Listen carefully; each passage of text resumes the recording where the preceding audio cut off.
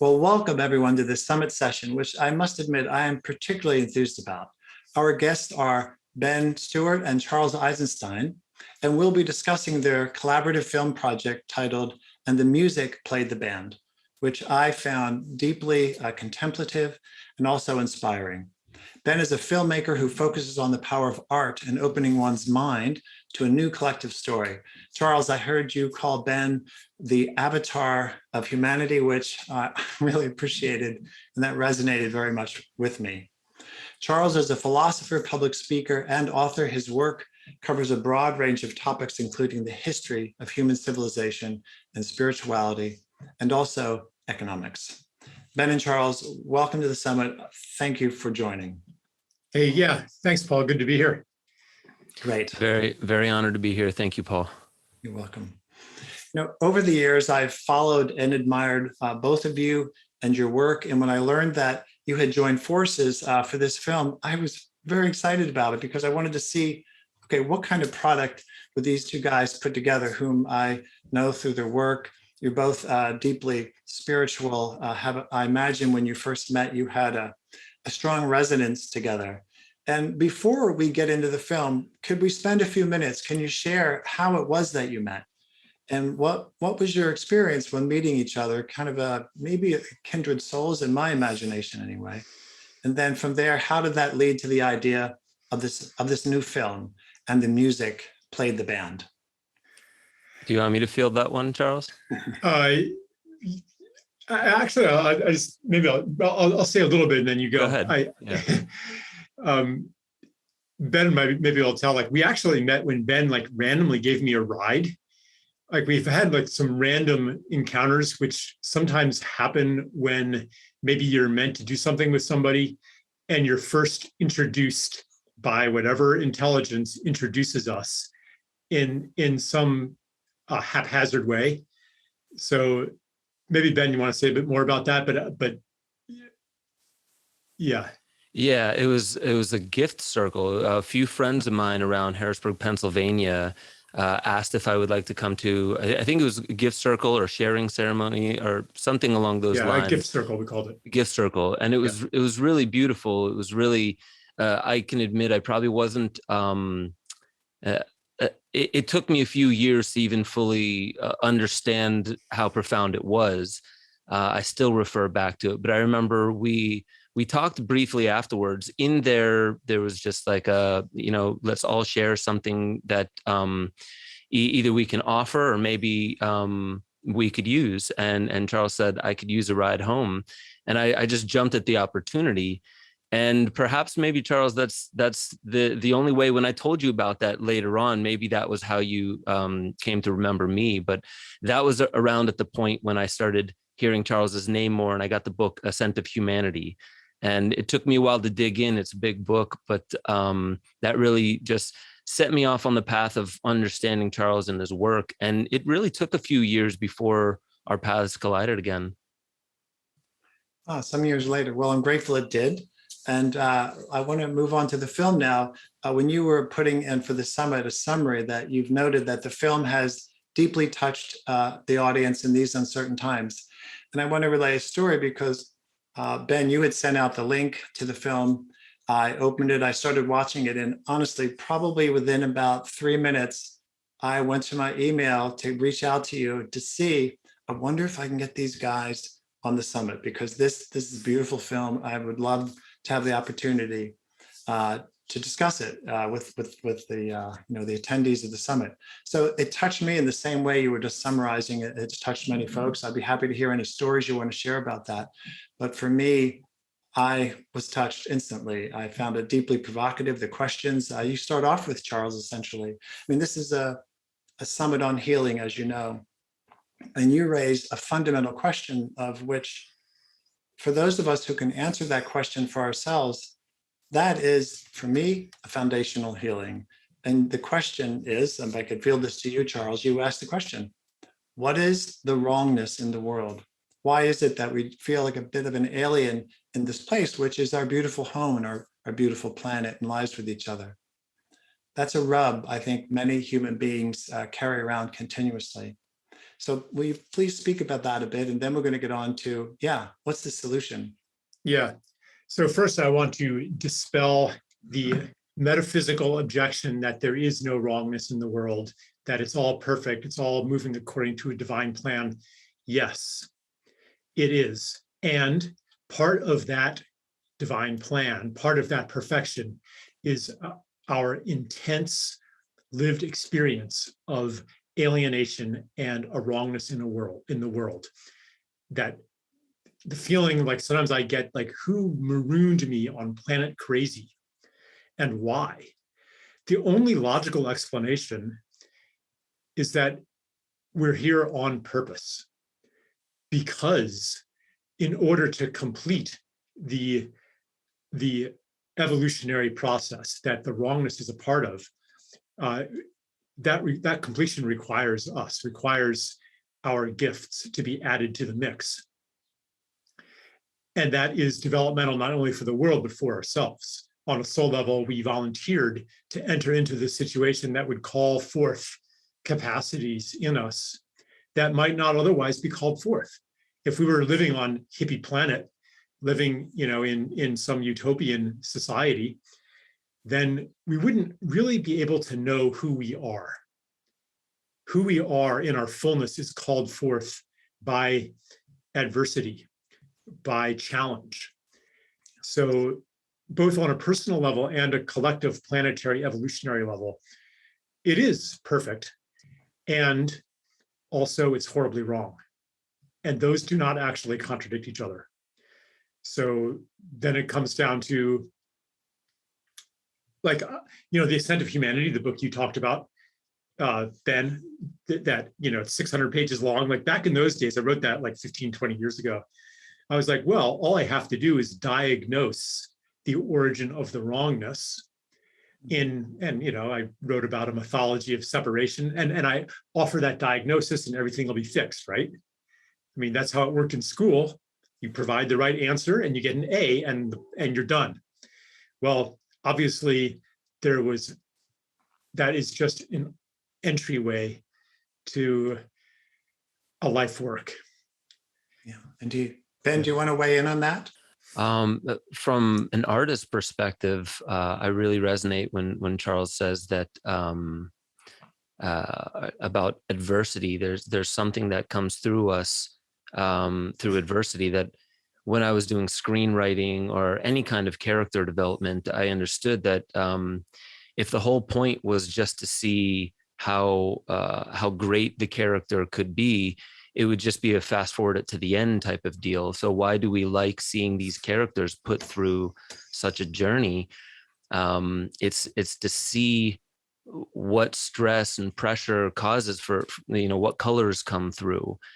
And as an artist, I mean, really, I love being able to, let me just say that working on this film was such a pleasure, because I love being able to work with people who can speak so directly to the heart of the matter. And I tried not to say much in terms of voiceover in the film. So I just said that at the beginning because that was what I had gotten from it. And I just acknowledged that, the format by which I could put these words into film is the gift I wanted to rely on, because the story was really set in place. I don't want to tangent too hard, but the shot of Charles was really overexposed. There was a lot of white around him, and that just kind of speaks to, we have a mutual friend around Nashville that told me, come on out, bring your camera, we'll interview Charles. And I had in my head that that he was going to be interviewing and I was just going to be filming. And then 5 minutes before we start filming, I realized this is my interview, my questions for him. So I really just kind of, I was familiar with his work, but I really just kind of dug deep in a few topics. And I also spoke about this cynicism, resignation. I get people who reach out to me because of the work that I do, And I noticed that there was a lot of this. There was a lot of people that they just don't trust the world. They don't trust that things could ever get better. Even if the story was things are getting better, they start to get skeptical about it. And I really wanted to ask Charles, I felt that he could speak to it, that kind of adversity that seemingly also comes from within, not just the world, but also even just the pushback to want to engage in it. And it flowed really well. So really my job for the film was really to try and do his words as much justice as possible, with sound design, soundtrack, the visuals. And I'm very happy with how it came out. I had just finished a previous film, and this one was just sitting there waiting. And I had this kind of interim period. And so I just devoted weeks to it nonstop. And this came out of it. And in that time, I just want to mention that my wife watched it, and I showed a few other people this film, and the comments were the same, almost verbatim. They said, I feel like he was speaking directly to me, directly to my heart, and to like not just an inner child in me, but like to a part of me that has desperately wanted to feel heard and spoken to. So to me, that was my cue. Like, okay, Ben, if you start overproducing this, you might wash away some of that. So show it to Charles and see what he thinks, and see what we can do with it. Yeah, I really appreciated the way you did that. So often when people try to make a film out of a talking head, they end up either distracting from the words, or getting in front of the words, or decorating the words. And you didn't do any of those. My perception is that you were sitting in the spirit of what I was saying and the source from which I said it. And from that place, you expanded that transmission into more dimensions, so that people have even like a more multidimensional experience of the words that I'm speaking. And what you said about like how people felt like I was speaking directly to them, that is part of, I mean, I kind of humorously said, okay, I'm going to treat you as an avatar of humanity. But actually, like, that wasn't a joke. And it's your sincerity. Like, I'm sure everybody watching this can perceive what I'm talking about here. Like, Ben embodies a kind of a sincerity that allows him to be a pretty clear channel for many, many people who have maybe the same questions in their hearts, and he's giving voice to those. And that questioning creates a kind of a resonance with the information from which I'm speaking. So it was really exquisite. And yeah, I'm really grateful, Ben, for both for your obvious skills, but also for the inner work that you've done to bring you to a point where you can make something like this. Thank you. That was also beautifully stated, Ben, both you describing the nature of the film and how you approached it, and Charles, you describing Ben. I mean, that's what I was trying to get at when I said I heard you guys met and you did a project. This is a kind of product coming from that that I imagine, knowing you both and knowing Ben so much, and how he approaches another human being. He really perceives through love and compassion, and endeavors to bring forth whatever story needs to be told from that person with his films. So we're discussing this not paradox, that yeah, there is kind of an innate suffering in the world. Even some of the great sages, the book I Am That, Sri Nisargadatta Maharaj, he says, hey, I suffer all the time. But it's the relationship to what is perceived to be a suffering is radically different. He's not bound in the story of it. He's the witness. His gifts are flowing forth, which is, I would say, one of your emphases in the film, Charles, that we need to love and recognize each other. So our gifts emerge, and that's why we're here, to share our gifts. Can you speak more about that? And particularly, how do you see it that people can step from living into what looks like a paradox to accepting it, embracing it, and then flowing? Yeah. Yeah. So that the gift is one of my fundamental lenses through which I understand the world and through which I understand human beings. So I can look at you, Paul, and I can shift my attention and see you as a bearer of sacred gifts. The more I immerse myself in that perception, the more I invoke those gifts. Because many of us go through life never really being seen that way. And it's not because our fellow companions here are malicious or bad or ignorant, but we live in a system that blinds us to each other's true divine nature. So when somebody actually sees you and you have that feeling of being seen in your divinity, that is a powerful call to step into that divinity. And in that moment, you don't need any kind of willpower. You don't need any kind of shaming. You don't need any kind of bribery to become who you are, because you're held in that reality. That is how we can, that's what we can do for each other. And to even recognize with some gentleness that this is not something to like fulfill your potential, to break through the glass ceiling. That's not something that you can or have to achieve through your own willpower.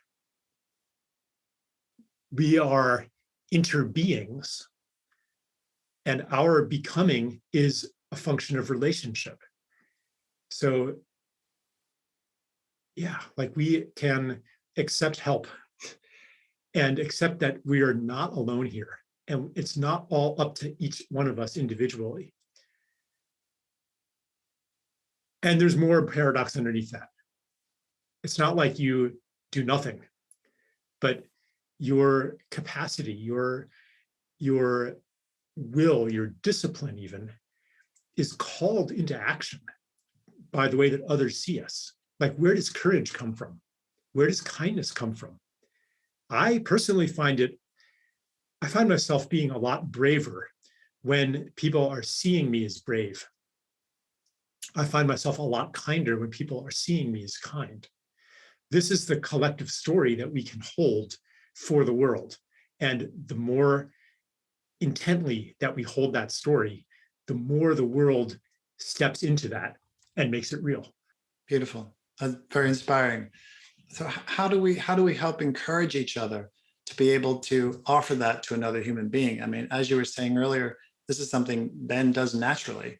That's why the film's a success. He knows and sees you, and he just allowed that all to pour out of you, and he structured the film and so forth so that those gifts are there to be seen, and then we're all sharing those gifts.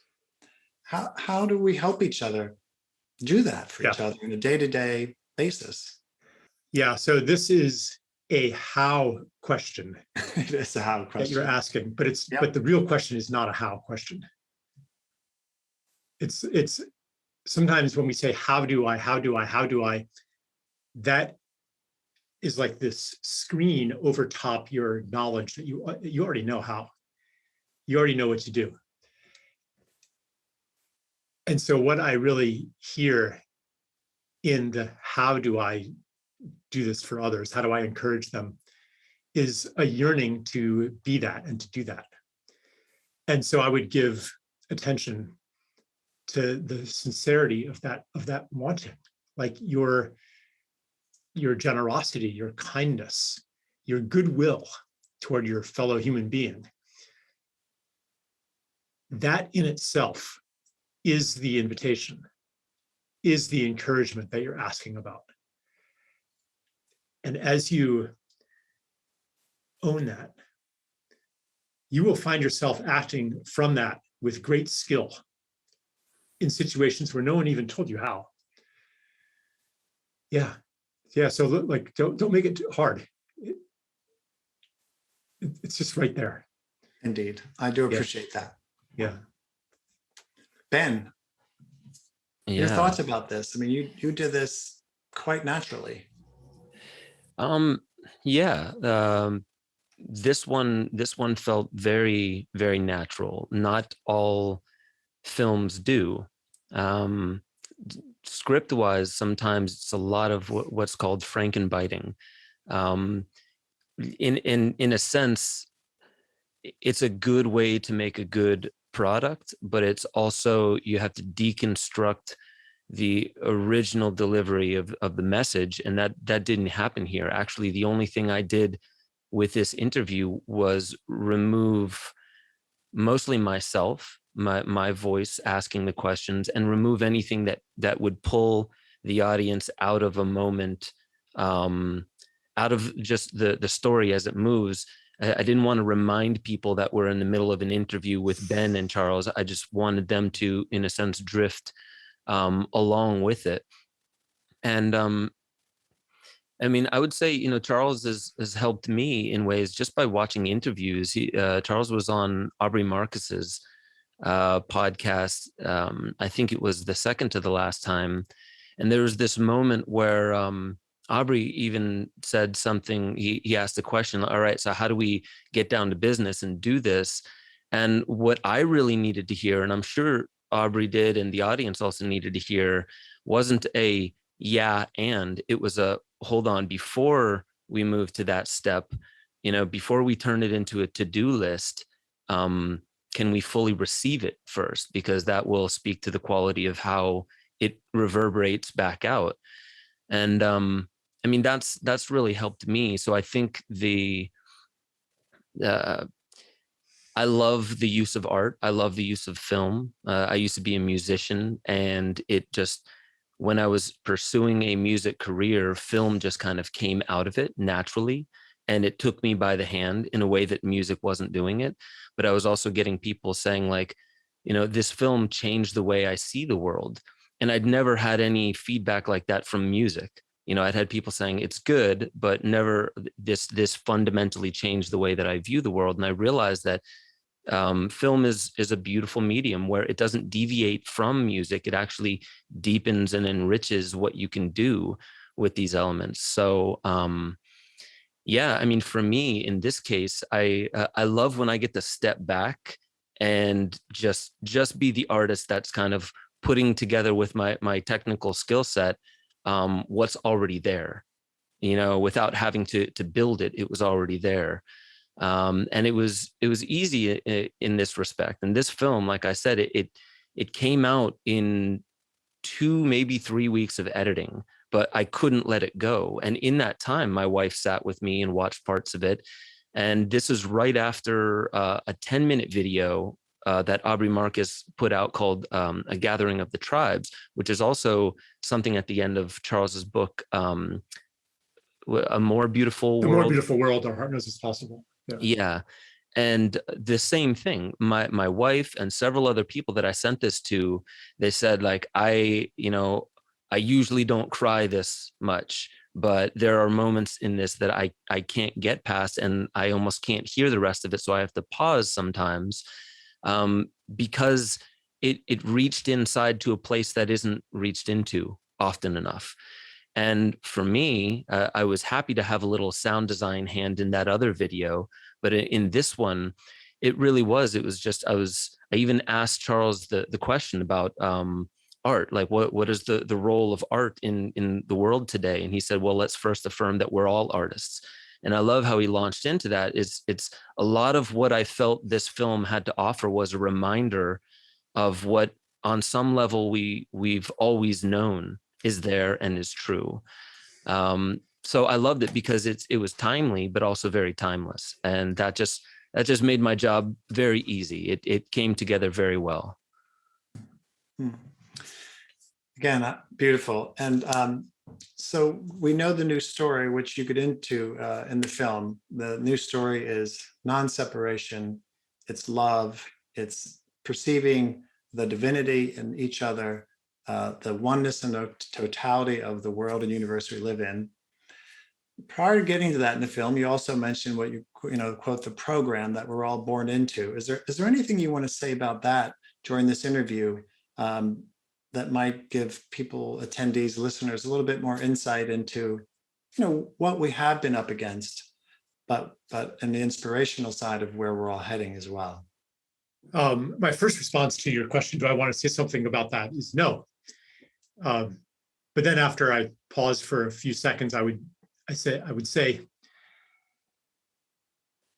the important thing, without going into the details of the story of separation, is to know that you are not crazy for thinking that life and the world is not as it can and should be. You are not crazy for feeling alienated, for feeling not at home here, for not wanting to fully participate in what is offered to you as normal. That is actually a sign of health.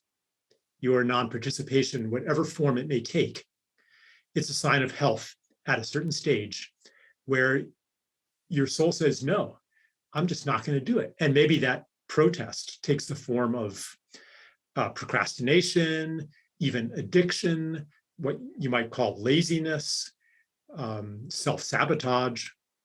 And then the self-abuse comes on top of that. What's wrong with me? Why can't I get up in the morning? Why can't I stay on task? Well, actually, that is, with deep self-acceptance, you might realize that that is a transition out of, and I'm not even going to say that that story was wrong, but for you, it is obsolete. You are no longer at home in that. And the withdrawal from that is a healthy progression, actually, that might land you for a while in a place of total breakdown. You might want to just crawl into a cave. If you resist that, that's called depression. But it's a necessary, for most people, a necessary stage where all of the old meanings and your identity even, and everything you understood about the world doesn't make sense anymore. And it's from that emptiness that a new story and a new self can be born. So really the message is simply, on a deep level, there's nothing wrong with you. You're not crazy for going through this process. Yeah, thank you. Thank you for turning that no into a yes, because that's kind of what I wanted. It's good for people to hear kind of the stages of the so-called waking up project. It's all good. It's all fine. Just go with the flow of that, and that will lead you to these, let's say, continuing series of revelations, to where the more real you and the real you in terms of your perception of the world around you. And one more thing emerges. One more thing. Also, trust that you will know when the moment to act comes, because it will come, and you'll recognize it. You won't be in that place forever. No, I mean, my mind comes to that, the meta myth of the hero's journey, the heroine's journey. This is our kind of our life journey, is to wake up. There's lots of challenges, but there are significant opportunities that come along if we're willing to go into those depths to wake up. Ben, please, some thoughts about this. Yeah, I go through this quite often. As a filmmaker, when I started just maybe 13, 14 years ago, the landscape was a lot different. Everyone was buying DVDs. Within 2 years, nobody's buying DVDs. And I find myself, compelled into this field of filmmaking. And then on top of it are so many other elements that I never asked for, I never bargained for, but it's just the way it is. And I noticed that there was a lot of me getting in the way, a lot of how I want things to play out. And, this doesn't interest me. Why do I have to do it? Type of mentality. And through a lot of work, like the work of Charles, I've come to see something deeper inside these challenges. Like there's, behind the obstacle that I feel is insurmountable, there's like little whispers sometimes, and right now it's happening. I won't tangent into it, but you've probably heard a lot about the metaverse. as much resistance as I've had to a lot of where technology is going, there's something seemingly paradoxically calling me to look deeper into this, to check it out. And something is saying that maybe even film work and what I'm doing will dovetail into this territory. And that's just one example to say that I've had to learn over time to stop trying to control the flow of where my career is going, how I'm going to support my family, how much time I should be devoting to what. So a lot of it comes to listening, really listening, because I've had that that Charles was talking about, that on top of the self-sabotage, the self-abuse, and the that voice inside my head. Why can't you just figure out what you want to do? Why can't you just stick to one goal? Why do you were a musician, you did that for 15 years, and then all of a sudden you're a filmmaker, and then now you're having second thoughts every now and then. So to me, it's hard to explain that journey, but what I do resonate with what Charles was saying was you will know, and you may not know much about it, but you will know when there is something of merit there that's calling you into it. And if we're talking about the hero's journey, that's the call, isn't it? The call that first the hero is reluctant, and then eventually sees that this path is already underway. That's at least how I've felt it, And so in many ways, just to touch on the gift model that we put this film out with, it didn't even dawn on me until Charles brought it up that that's how I started in films, because I was never intending to really become a filmmaker. I was still pursuing music. So I just started putting videos out online, and it took on a life of its own. And that called me to Gaia. Eventually Gaia, hand selected me to go there, and all these opportunities opened up that I couldn't have foreseen had I tried to monetize filmmaking from the beginning, or control what it was going to turn into. And actually the best thing that could have come of it was I put it for free online, and my first film, it was even anonymous. And I think what that did was that helped people. It circumvented a lot of red flags that people have when it's just like, oh, I have a gift for you. Oh, but first let's, let me get your email address, or give me X amount. I think leaving it up to the great whatever, or whatever you want to term it as, allowed for, when Charles was bringing me back to this idea that we should just make it a gift. It was like, if you control too much of it, there's no space for miracles to unfold. But if you give it as a gift, that opens up a lot of room for things that you couldn't have imagined beforehand. So all the way up until just recently with this film, there was a me like just taking a moment and feeling like, yes, this does feel like the right direction, even though my inner circa 2005 dad is telling me like, that's not a great business model, don't do it. And it turns out that's actually incorrect. It's not just a business model to monetize it, but it actually reaches into the hearts of the people who receive that gift. Indeed, and it certainly has and continues. And I certainly imagine this show, this interview is going to help disseminate the important messages of the film too, very much so. I appreciated you were both speaking about the deep importance of listening. And Charles, you were saying a moment ago that the call inevitably will happen, and inevitably we will attend to it. It does happen. It's inevitable. Anything you'd like to share about listening skills as these murmurings start coming from within our deep spiritual nature? Yeah.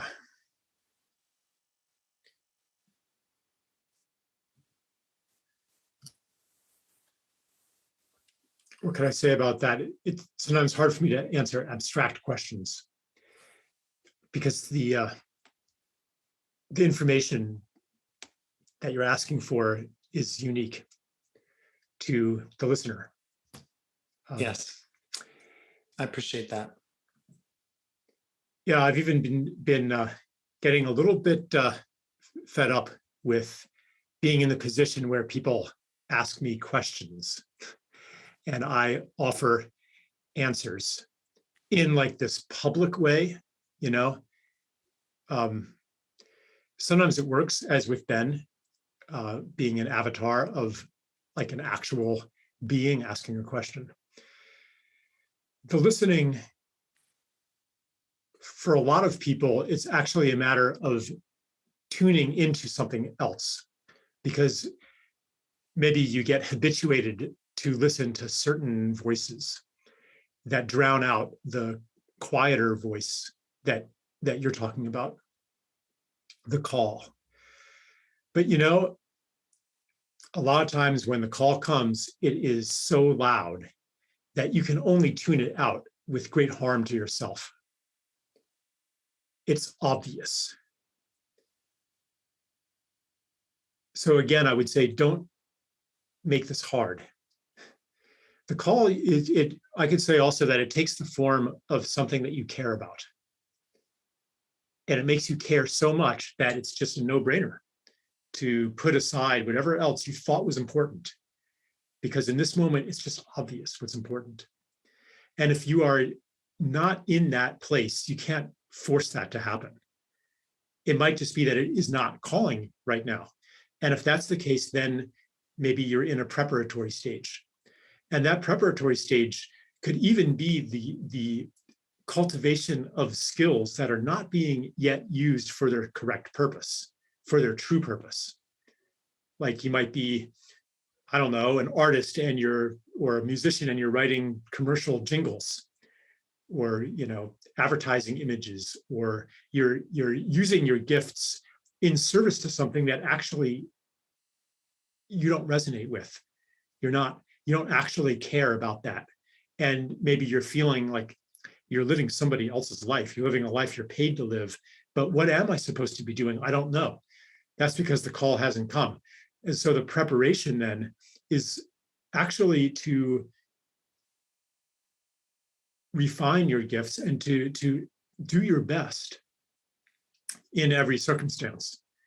Because then you develop these powers, these capacities that when the call comes, you're ready, you're powerful.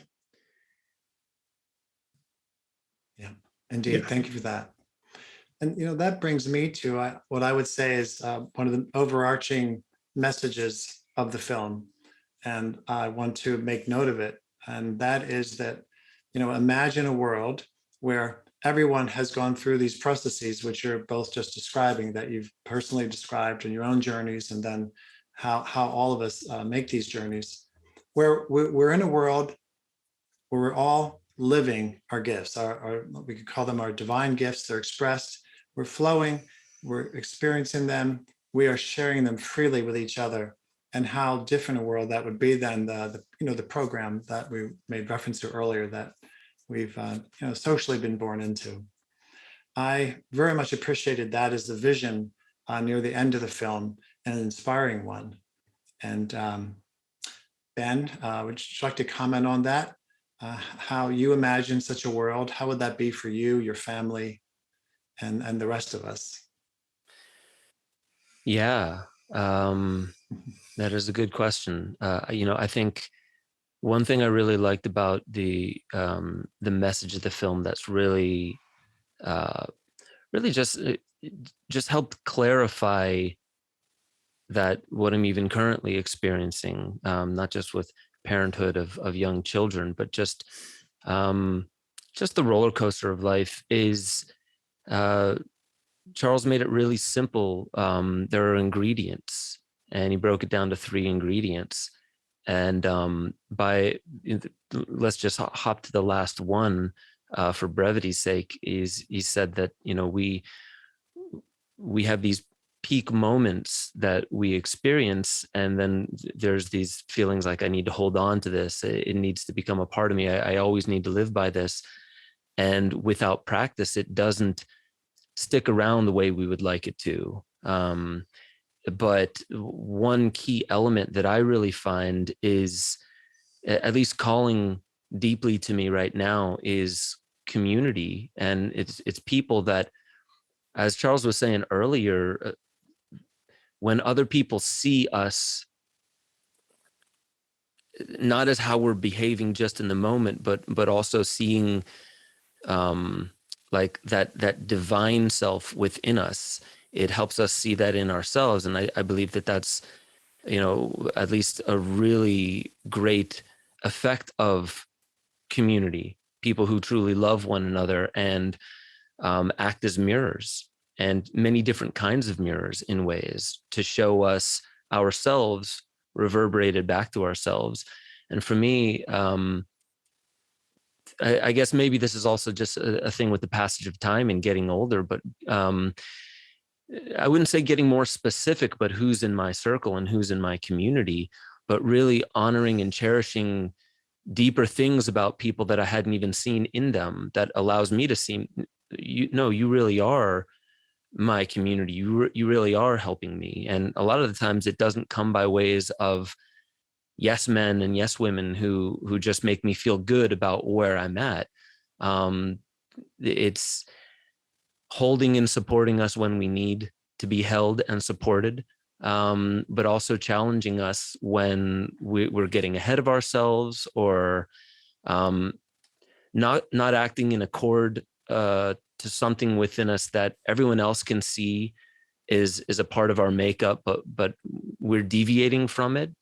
Just reminders, again, like bringing reminders back. And that's, I guess, the stage of life that I'm in right now, is really acknowledging that community doesn't even just have to be the same old, like we need to buy a farm together and all live within close proximity. It's just the quality of the relation. And that's helped me see it all the way down to, we have a rabbit as a pet. And I never thought I would actually bond so deeply with a rabbit. And it really comes by simply seeing, like, there's so much more that I wouldn't have seen, comes from even the most unsuspecting creatures out there that can give a lesson, can give a gift, so I think that's really, if I stayed on point with your question, that was the one thing that I really felt resonated a lot with the film for me in this time period, which made me feel like it's not like it's out of my control, and it's not like these things are only for certain kinds of people. It's a reframing of what I'm already looking at, to recognize communities there. Am I allowing them in? So I hope I answered that question. You've completely nailed it. And I'm really grateful that you brought it and circled it back to emphasize what Charles was speaking about earlier. It's a kind of vital importance to be seen in the world. And it's a gift of great love and compassion to others when we step out of ourselves and allow ourselves to see another person and to support that seeing, and just the beautiful kind of spiraling co-expression that emerges from that. And it is a beautiful piece of the film. And I'm very grateful you just brought it up. And of course that it's in the film itself. Mm-hmm. Yeah. We have a few more moments. I wondered, before we close, Ben, would you like to, before we get into some closing thoughts about this particular film, is there anything you want to say about your new film, the other film, Awake in the Darkness? Yeah, so that was a film with Aubrey Marcus. I guess very quick, interesting story is I had met Aubrey earlier in 2021. And I believe Charles was on his way to be on the Aubrey Marcus podcast in Austin, and stopped in Nashville. And that day I interviewed him. As I was literally leaving that farm, I got a call from Aubrey asking if I wanted to work on that film. So that's actually what put the project with Charles on hold for a little while, which was good, because I probably would have done something differently at that point with it. But so the film Awake in the Darkness is Aubrey Marcus going into a darkroom retreat for 6-7 days. And this was one of the moments where I realized, if I'm going to show 30 minutes of darkness, obviously covered with animations, that I really need to step up my sound design game. And I think that really helped me on the back end working with this piece with Charles, because sound design, especially like the beginnings and endings, there's certain like nature sounds and nature visuals that only that could have captured the I guess the reverence that was coming through in Charles's voice. So that film with Aubrey definitely helped me, I guess, refine those skills in a way. It was a great project. It was really beautiful. I think it's on aubreymarcus.com. You can check that out. It's about an hour long. And yeah, I mean, the most that I would say about that is it is kind of interesting, the correlation between when I filmed it, when I got put on the Aubrey Marcus film, and as soon as the Aubrey Marcus film premiered in Austin, that was when I started just devoting all my time to this film. And the last thing I'll say is, in the film, Charles says, you know, an artist, let's see if I can remember exactly how he said it. An artist goes above and beyond and fills every nook and cranny with as much, you know, beauty and goodness as they can. They go beyond the call of duty, because that's what an artist does. And for me, what's great about editing is I'm hearing these beautiful messages over and over again, and it stood out to me. Like, I would go to sleep hearing his voice in my head, and I would wake up then with new inspirations to hop back into the film. So I'm honored to be a filmmaker. It really allows me to connect with some great minds, and to also echo it back into a piece of art to know whether I really got the message or not, you know, to know whether I'm really doing it justice or if I'm just paying it lip service. So I'm trying to do the former. I think what I said is something like, the artist is someone who does it better than it has to be done for any external purpose, but is devoted to the fulfillment of the thing itself, is in service to something that wants to be born, that wants to become. That's the artist. Yeah. And that helped me tremendously, because I felt the power of these words. And I think at first, when I saw the footage of this film and I saw how overexposed the shot was, I was disappointed. And I just had it in my mind that I would have to cover it to cover that, right? I would have to cover the mistake of overexposing the shot. And I needed to hear that and to really let it sink in, to realize that, like, no, the beauty's there. Mm-hmm. Give it a good platform and allow it to come out. And I really did. I mean, I spent a lot of time changing out soundtrack pieces, because I was like, this one's good, but it starts to make Charles's words sound, I have no problem with new agey, but there's new age music specifically that comes across in a certain way. And I was like, all right, I want to shift a little of these elements to bring the right resonance of the words out. So I could have just left it as is, but I realized, like, no, that wouldn't make this film what I know it could be. Mm-hmm. And I guess that was in the same way of seeing somebody else in their higher form. I was seeing the film in its higher form, knowing that, like, no, this can hit, or this can land so much better if I just don't quit on this soundtrack piece yet. Or if I see if there's sometimes it was just like, okay, pause, you know, like take Charles's words and add a big space in between, because what he just said, if I don't allow enough space, people are just going to forget that and start moving on to the next thing he's saying. So I just tried to put beautiful imagery, let the music ring out, so the words can just sink into their proper place before moving on. I really appreciate that parallel that you just noted. And in much of the same way we spoke earlier about the importance of us seeing another person so that person can blossom with their gifts, you apply that same kind of method to your films to make sure that the totality of the innate beauty and wisdom of the film, whatever the messaging is, can shine forth. So you go back and forth and you work with it until you see it in its totality of what it can be. I want to encourage all of our listeners here in the summit to go see this film, and the music played the band. Ben, Charles, any final words you'd like to leave with us? And if not, that's okay. I'll just say I'll just say I love the title and how it came about. because as I was editing it, I didn't put Charles's words in different orders. I just subtracted a little bit. And that literally was the last thing that he said, other than, thank you, Ben, thank you, Charles.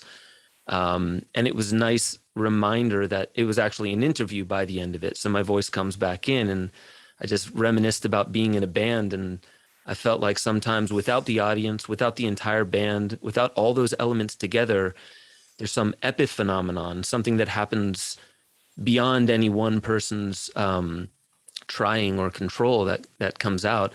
And I love that, Charles just found the right words, and he was just like, yeah. And, the Grateful Dead said, and the music played the band. And when I heard that as I was editing it, it took it a few times before I realized, like, oh, that's the title.